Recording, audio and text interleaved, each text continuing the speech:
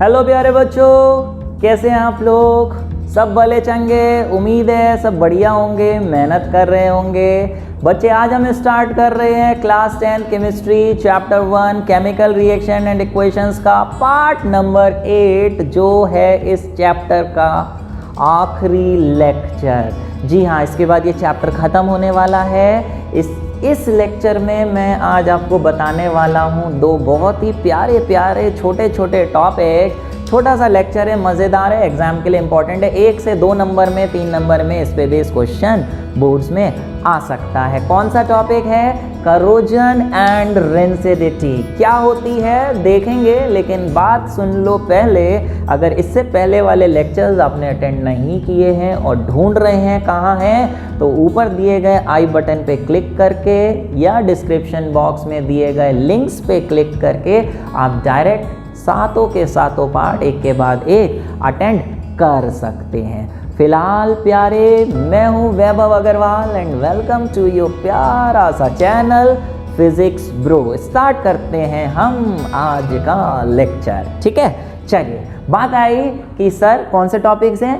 Corrosion and rancidity. तो पहले हम पढ़ रहे हैं करोजन क्या चीज़ होती है। उससे पहले effects of oxidation reactions in everyday life.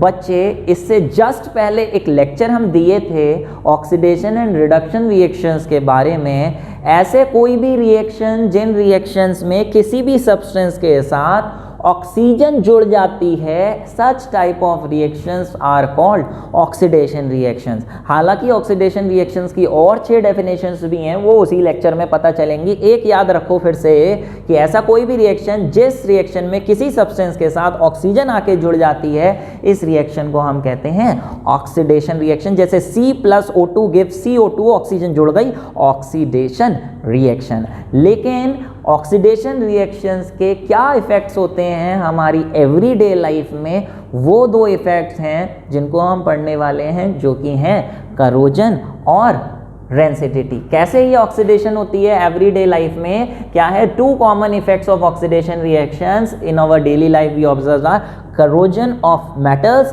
And rancidity of foods. कैसे एवरीडे लाइफ में ऑक्सीडेशन होता है? बेटा क्या होता है? ये एयर है, एयर में कई सारी गैसेस प्रेजेंट हैं, जिसमें से एक गैस ऑक्सीजन गैस भी है।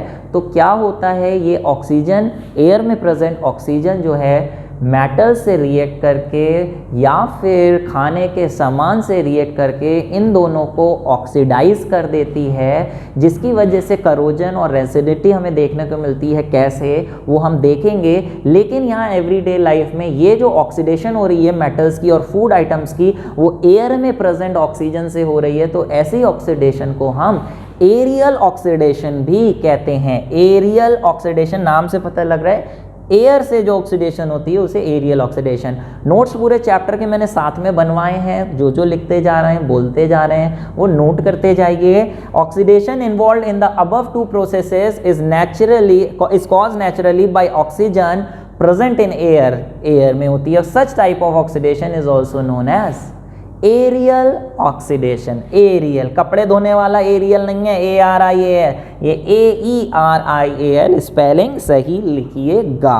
फिलहाल चलिए, तो सबसे पहले बात आई करोजन क्या होता है। करोजन किस चीज़ पे होता है? मेटल्स का करोजन होता है। जैसे प्यारे आपने देखा होगा कि आयरन है, आयरन के सब्सटेंसेस को, आयरन के आर्टिकल्स को अगर खुला छोड़ दें, पानी लग जाए उन पे, तो उन पे हल्के हल्के जंक लगने लगती है। उसका जो मेटल का सरफेस है वो ख़राब होने लगता है, खुरदुरा होने लगता है, उस पर लेयर जमने लगती है। या आपने देखा होगा कि चांदी के सिक्के होते हैं, चांदी के सिक्कों को बहुत साल, 5-6 साल, 8-10 साल बाद आपने देखा नए नए लाए तो चमकते हुए सिल्वर कलर के होते हैं, लेकिन हल्के हल्के उनकी जो चमक है वो कम होने लगती है, काली काली लेयर जमने लगती है।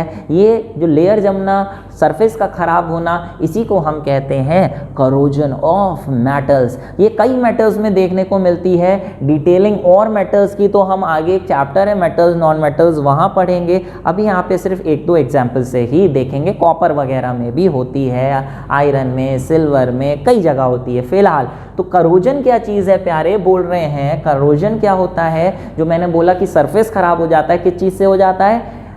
Due to oxidation in the presence of air and moisture present in oxygen या डिफरेंट एसिड्स, डिफरेंट गैसेज या एसिड्स का जब रिएक्शन होता है मेटल सरफेस पे, तो वो मेटल सरफेस ईटन अप होता है। Corrosion is the process in which metals are eaten up gradually by the action of air, moisture or any another chemical substance like acids on their surface is called corrosion। उस पे metal के surface पे या तो air से oxygen का action हो, reaction हो, या मॉइस्चर का हो, या कोई अलग से एसिड डाल दें मेटल के ऊपर, तो बहुत ही तेज़ी से सरफेस ख़राब हो जाता है उसका। इस प्रोसेस को हम कहते हैं क्या?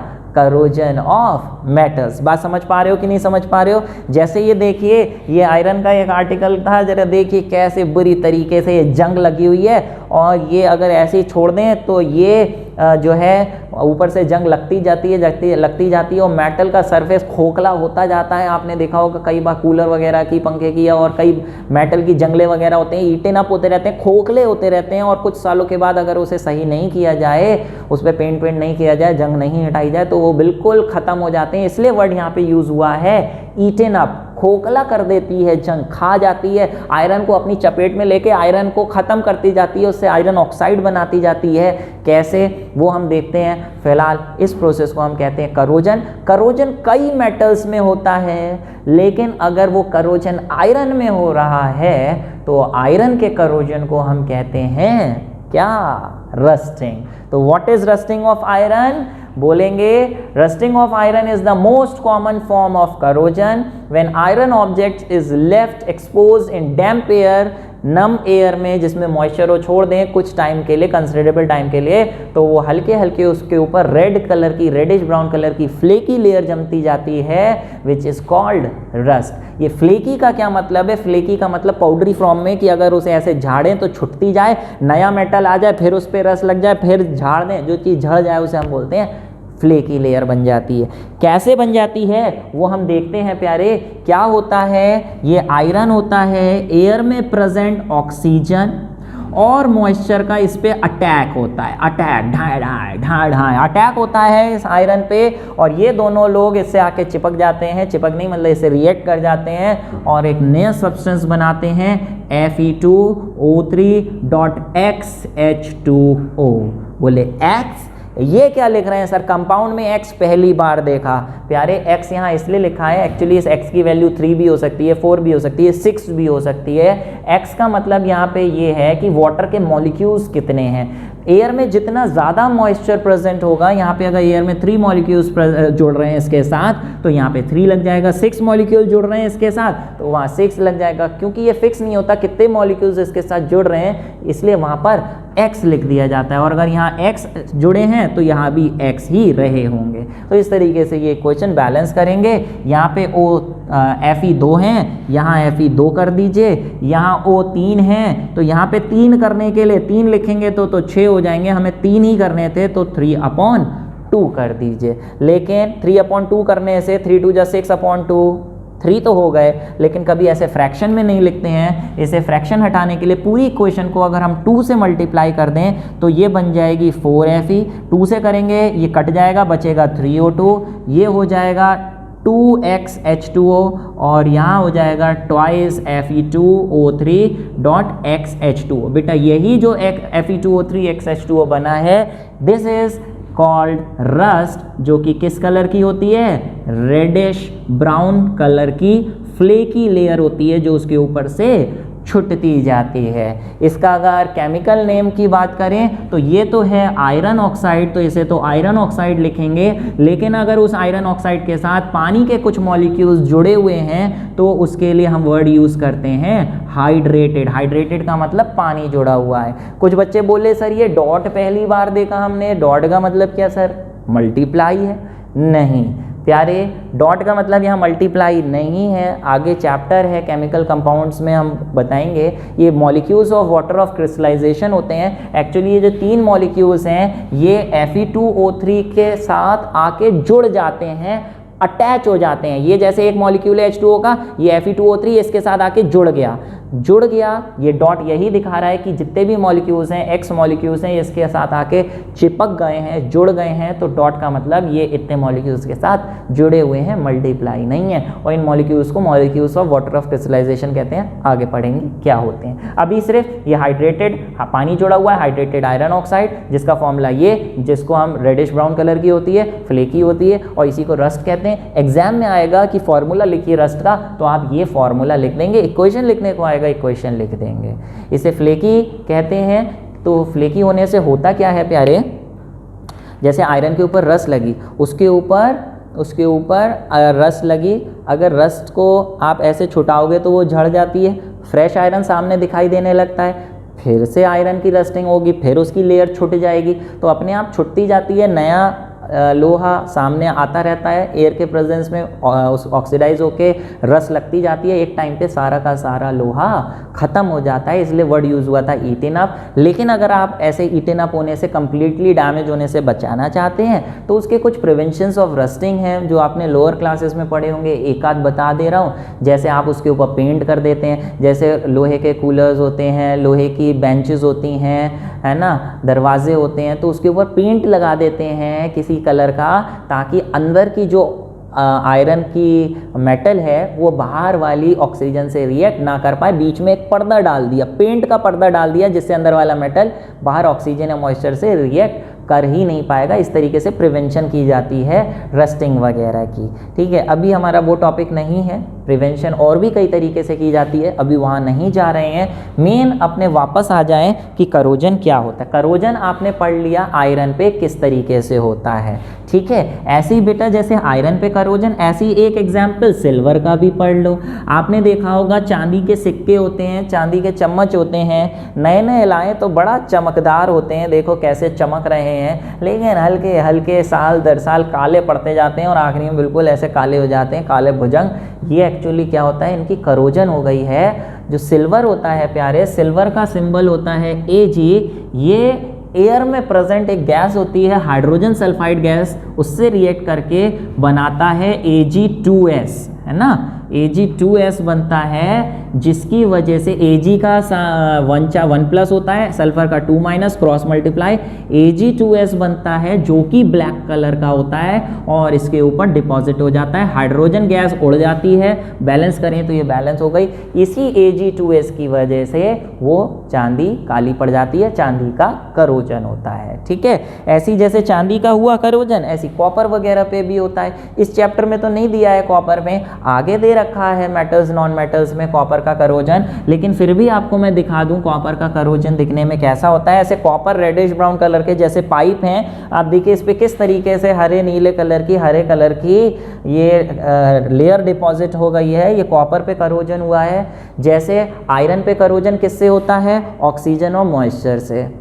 सिल्वर पे करोजन कौन सी गैस से होता है, हाइड्रोजन सल्फाइड से। ऐसे ही कॉपर पे करोजन होता है एयर में प्रेजेंट कार्बन डाइऑक्साइड गैस और मॉइस्चर से। जब करोजन होता है तो उसके ऊपर लेयर जमती है, लेयर जो बनती है, जैसे रस्ट का फॉर्मूला Fe2O3.XH2O था, ऐसे ही यहाँ पे जो ऊपर लेयर बनती है वो बनती है CuCO3.CuOH होल ट्वाइस की, जो कि ग्रीन कलर की होती है, जैसे हम कहते हैं basic copper carbonate, basic copper carbonate. आगे चैप्टर में पढ़ेंगे, इस चैप्टर में बुक में नहीं दे रखी है, मैंने एक्स्ट्रा में आपको बता दिया। बेसिक कॉपर कार्बोनेट की ग्रीन कलर की लेयर जम जाती है। आपने घर पे देखा होगा पूजा के लिए लोहे के बर्तन होते हैं, आपके पास कुछ और अगर चीज़ें हैं कहीं यूज़ करते हैं कॉपर की, लोहा नहीं सॉरी कॉपर की, कॉपर यानी तांबे की ब्राउन कलर की प्लेट वगैरह, या किसी के पास वो वाटर फिल्टर होते हैं, है ना, कुछ लोटे वगैरह होते हैं। आप देखिए अगर उसको कुछ दिन तक साफ मत करिए तो उसके ऊपर हरे हरे धब्बे जम जाएंगे। वो हरे हरे धब्बे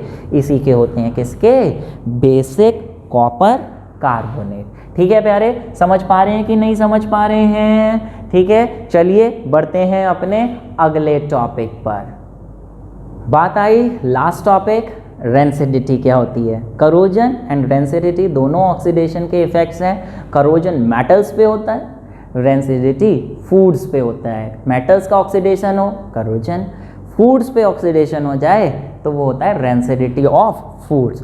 क्या होता है बच्चे, आपने देखा होगा जैसे कि कई बार कुछ खाने का सामान जिसमें ख़ास तौर से बात करें फैट्स या ऑयल्स होते हैं, अगर उसे ऐसे खुला छोड़ दो तो आपने देखा है कुछ टाइम के बाद, कुछ घंटे के बाद या कुछ दिन के बाद उनका टेस्ट ख़राब हो जाता है, खट्टा खट्टा टेस्ट हो जाता है, फफूंदी जम जाती है, उसमें से बैड स्मेल आने लगती है।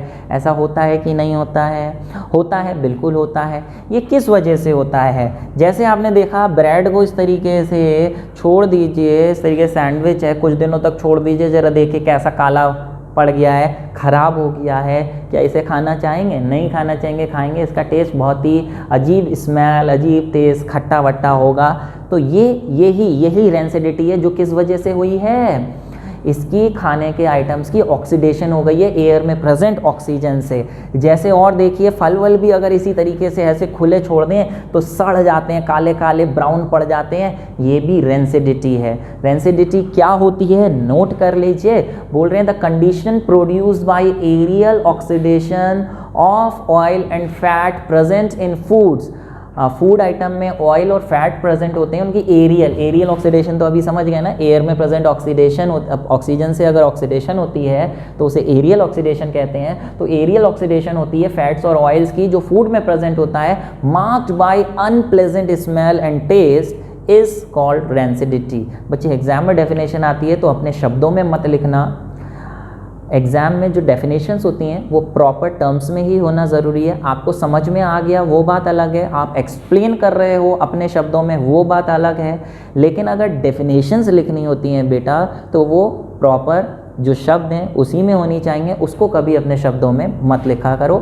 एक्सप्लेन करना है अपने शब्दों में कर सकते हो, डेफिनेशन और लॉज बिल्कुल प्रॉपर वर्ड्स में होने चाहिए, तो ऐसे ही लिखिएगा the condition produced by aerial oxidation of fats and oils present in food marked by unpleasant smell and taste is called rancidity। ठीक है, तो रेंसिडिटी तो आपको समझ में आ गई क्या होती है, लेकिन रेंसिडिटी को क्या प्रिवेंट किया जा सकता है? क्या रेंसिडिटी को रिटार्ड किया जा सकता है? क्या स्लो डाउन किया जा सकता है? क्या हम कुछ ऐसा कर सकते हैं कि खाने का सामान ना सड़े या जल्दी ना सड़े, हल्के हल्के ही वो ऑक्सीडाइज हो, रेंसिड हो? हाँ, तो इसके 5 तरीके आपको बताए गए हैं क्लास 10th में। वो क्या तरीके हैं, बहुत इंपॉर्टेंट हैं, इसको ध्यान से समझना। Methods to prevent rancidity. सबसे पहले की बात करें तो बोल रहे हैं क्या, आप फूड आइटम, कई बार ऐसा होता है कि कई जगह फूड आइटम्स में एंटीऑक्सीडेंट्स डाल दिए जाते हैं, जैसे कि BHA और BHT।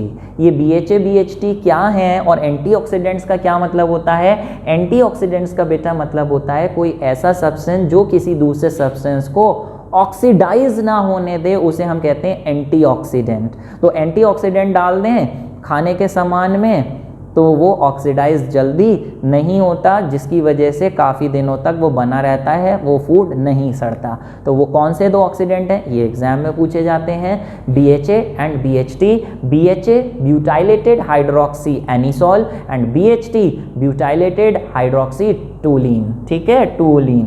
ठीक है, ये याद कर लीजिए स्पेलिंग के साथ, ये नाम है, इसमें कुछ समझाने वाली बात नहीं है, आपको याद करना ही करना है। ठीक है, by adding antioxidants to prevent rancidity. ठीक है, नेक्स्ट क्या है, it can be prevent by packaging food containing oil containing in nitrogen gas. Nitrogen gas डाल दीजिए। जैसे बच्चे आपने चिप्स के पैकेट देखा होगा, काफ़ी फूले हुए होते हैं नहीं होते हैं फूले हुए, उसके अंदर क्या होती है? हवा। कौन सी हवा? ऑक्सीजन। ये वाली हवा? जी नहीं, हवा ये वाली एयर वाली नहीं होती है उसके अंदर। अरे उसके अंदर हवा डाल दोगे, ऑक्सीजन डाल दोगे तो वो रखे रखे अंदर जो चिप्स हैं वो रेंसिड नहीं हो जाएंगे, ऑक्सीडेशन होके सड़ नहीं जाएंगे? वहाँ ऑक्सीजन नहीं चाहिए, इसलिए वहाँ पैकेट्स के अंदर नाइट्रोजन गैस भर दी जाती है ताकि वहाँ ऑक्सीजन ना हो, नाइट्रोजन हो। नाइट्रोजन से कोई ऑक्सीडेशन नहीं होती, जिसकी वजह से अंदर चिप्स सड़ने से बच जाते हैं। बोले सर गैस की ज़रूरत ही क्या है, ऑक्सीजन से रेंसिडिटी हो रही है, सर ऑक्सीजन निकाल दीजिए उसके अंदर से, कोई भी गैस मत डालिए तो रेंसिडिटी नहीं होगी। बात तो सही है, ऑक्सीजन निकाल लो, लेकिन प्यारे ऑक्सीजन अगर उसके अंदर से निकाल के कोई भी गैस नहीं डालेंगे, नाइट्रोजन भी नहीं डालेंगे, तो वो रेंसिड तो नहीं होंगे, ऑक्सीडेशन तो नहीं होगी उन चिप्स की, लेकिन प्यारे एक बहुत बड़ी परेशानी अराइज हो जाएगी, कंपनी से निकले, फैक्ट्री से निकले, निकलते निकलते हमारे घर तक पहुँचते पहुँचते ना उनका बुरादा बन जाएगा, चूरमा बन जाएगा। क्यों? अगर अंदर से ऑक्सीजन निकाल लोगे बिल्कुल चिपके हुए पैकेट में, अगर चिप्स होंगे तो एक जगह से दूसरी जगह जाने में वो दबने की वजह से ट्रांसपोर्टेशन में चूर चूर हो जाएंगे। वो चूर चूर ना हो, प्रेशर ना पड़े, इसलिए अंदर से नाइट्रोजन गैस डाल के फुला दिया जाता है ताकि प्रेशर पड़ने पर भी वो फूला हुआ पैकेट दब ना पाए और अंदर के चिप्स टूट ना पाए। तो वो फुलाएं कैसे? ऑक्सीजन से तो नहीं फुला सकते, तो बोले ऐसी गैस जो ऑक्सीडाइज ना करे और हार्मफुल भी ना हो, तो नाइट्रोजन गैस उसमें डाल के उसे ऑक्सीडेशन से, रेंसिडिटी से बचाया जाता है। नेक्स्ट बात आई, it can be retarded by keeping food in refrigerator. ठीक है, रेफ्रिजरेटर में रख सकते हो प्यारे। रेफ्रिजरेटर में रखने से क्या होता है बच्चे, फूड आइटम को जितना गर्मी मिलेगी ऑक्सीडेशन उतनी तेज हो जाती है, इसलिए हमें उसको फ्रिज में रखते हैं, रेफ्रिजरेटर में, ताकि वहाँ ठंडक रहे। और टेम्परेचर जब कम होता है तो रेंसिडिटी भी हल्के हल्के होती है। ये नहीं कह रहे हैं कि फ्रिज में रखने से वो सड़ेगा ही नहीं, बस टेम्परेचर कम होने से जल्दी जल्दी नहीं सड़ेगा, हल्के हल्के सड़ेगा, तो फूड आइटम काफ़ी दिनों तक सेफ रह सकता है रेफ्रिजरेटर में। इसलिए आपने देखा होगा कि आपकी मदर्स कुछ ऐसे फूड आइटम्स को फ्रीज़र वाले चेस्ट में भी रख देते हैं, वहाँ तो काफ़ी दिन तक चीज़ें बची रहती हैं। जितना कम टेम्परेचर उतने ज़्यादा दिन तक बचा रहेगा। ठीक है, नेक्स्ट बात आई, can be retarded by storing food in air tight containers. बेटा आपने देखा हो जैसे बिस्किट वगैरह, नमकीन और चीज़ें ऐसी होती हैं, अगर आप खुला छोड़ दो बिस्किट्स को तो वो बहुत जल्दी सड़ने लगते हैं, वो ऑक्सीडाइज होने लगते हैं, है ना, उसमें मॉइस्चर आ जाता है। कुछ दिन खुला छोड़ दो, बदबू आने लगेगी, सड़ जाएंगे, फफूंदी लग जाएगी। कैसे बचाएं ऐसे पैकेट्स को, ऐसे फूड आइटम्स को? एयर टाइट कंटेनर्स में रख दो, ऊपर से ढक्कन बंद कर दो, तो नई ऑक्सीजन आने से बच जाएगी, जिसकी वजह से वो जल्दी रेंसिड नहीं होंगे। लेकिन इसका मतलब ये नहीं है कि कभी भी रेंसिड नहीं होंगे प्यारे। जब आपने ढक्कन बंद किया था तो उसके अंदर पहले से तो कुछ ना कुछ ऑक्सीजन प्रेजेंट होगी ही होगी ना। नई ऑक्सीजन नहीं आएगी, लेकिन वो जो ऑक्सीजन डब्बे में पहले से प्रेजेंट थी वो उसे हल्के हल्के ऑक्सीडाइज तो करेगी करेगी। तो जो बिस्किट का पैकेट खुले रखने पर 1 दिन 2 दिन में ख़राब हो जाता, वो एयर टाइट कंटेनर्स में रखने पर हफ्ते 10 दिन या हो सकता है 20 दिन चल जाए, महीने भर चल जाए। लेकिन ऐसा नहीं है कि 2 साल बाद खोलो तो भी बिल्कुल फ्रेश निकले, क्योंकि उसके अंदर की जो ऑक्सीजन थी वो हल्के हल्के उसे ऑक्सीडाइज कर ही देगी, या हल्के हल्के बाहर से ऑक्सीजन अंदर आ जाएगी, जहाँ से भी उसे जगह मिलेगी तो वो ऑक्सीडाइज हो जाएगा। लेकिन आप चाहते हो वो अंदर की ऑक्सीजन भी निकाल लें अगर सर, तो क्या ऑक्सीडाइज होगा? हाँ, तब नहीं होगा। कैसे? एक तो होते हैं एयर टाइट कंटेनर, एक होते हैं vacuum containers, vacuum flask. Vacuum flask क्या होते हैं? आपने अंदर बिस्किट रखा, खाने का सामान रखा डब्बे में, ऊपर से ढक्कन लगाया, ऊपर से उसमें एक छेद होता है, एक मशीन आती है, पंप आता है, वो उसमें फिट किया और वो अंदर की सारी ऑक्सीजन बाहर खींच लेता है। और सारी ऑक्सीजन जब बाहर खींच लेगा और जैसी मशीन हटाएंगे एकदम बंद हो जाता है, जिसकी वजह से अंदर कोई भी ऑक्सीजन नहीं बचती। और ऐसा कंटेनर को हम वैक्यूम फ्लास्क कहते हैं। ऐसे फ्लास्क में खाना रखा हुआ, हाँ, वो बहुत ज़्यादा टाइम तक आपका स्टोर रह सकता है विदाउट गेटिंग रेंसिड। बोले सर बहुत ज़्यादा टाइम? सर ऐसे फूड को तो कभी ज़िंदगी में ख़राब नहीं होना चाहिए। नहीं बेटा, वो वाला फूड भी ख़राब हो जाता है, कितना भी वैक्यूमाइज्ड कर दें हम उसे, लेकिन हल्के हल्के कहीं ना कहीं से लीकेज हो जाती है, जिसकी वजह से ऑक्सीजन बहुत टाइम के बाद, महीने 2 महीने 4 महीने 6 महीने 10 महीने के बाद हल्की हल्की आती ही रहेगी। तो इतना टाइम तो नहीं रख सकते उसे सही। लेकिन हाँ, एयर टाइट कंटेनर्स के मुकाबले वैक्यूम फ्लास्क जो होते हैं वो काफ़ी अच्छा काम कर पाते हैं ऑक्सीजन को निकाल के। लास्ट क्या तरीका है वो देख लीजिए।